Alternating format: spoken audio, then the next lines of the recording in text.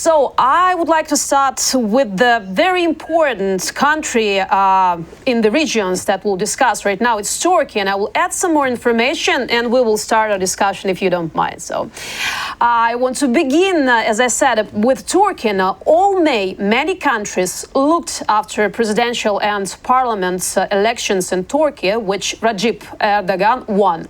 The new old president was inaugurated after his victory in the presidential elections, where he got more than 52% of votes. At the ceremony were high-ranking politicians from almost 80 countries, in particular 21 heads of state and 13 prime ministers, representatives of parliaments, ministers and representatives of the international organizations were at Erdogan's inauguration as well. Among other things, NATO Secretary General Jens Stoltenberg arrived in Ankara.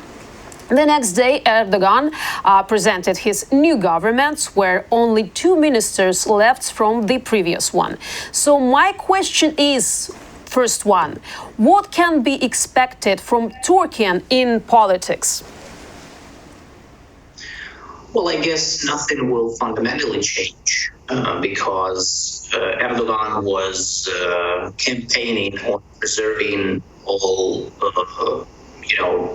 main key policies that he was promoting during his reign. And so during the elections, he actually campaigned on the idea that everything should stay as it was because everything was so good.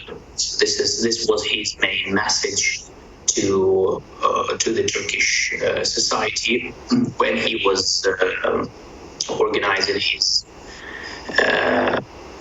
rallies across the country. So I think nothing fundamentally will change. Of course, he will try to take on certain cosmetic changes mainly. So I think it will first of all, he will try to mend relations with the West, with the EU and NATO countries, with the United States.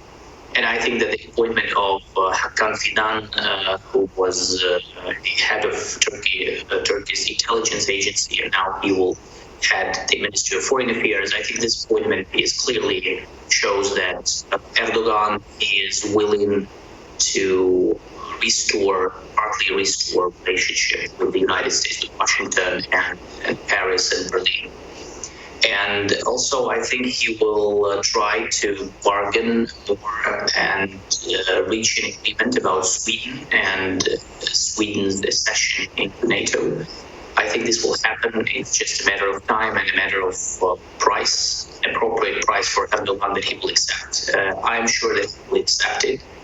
Right now, we have already heard that President Biden in the United States promised that Turkey will get F-16s, new F-16s from the United States, and as part of this agreement, about Sweden. So I think I'm really optimistic that this deal could be reached even before NATO summit in Vilnius in July.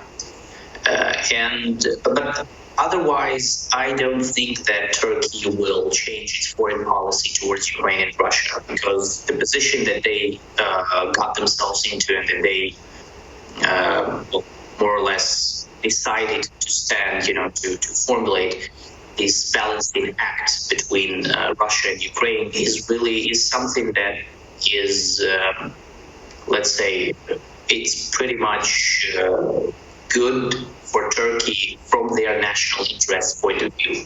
And I don't believe that Erdogan will change that, because really this is a pretty lucrative position when he can afford himself to preserve trade and economic relations with Russia and Ukraine while safeguarding his position as one of the key interlocutors and mediators between Ukraine and Russia. So here I don't expect any changes.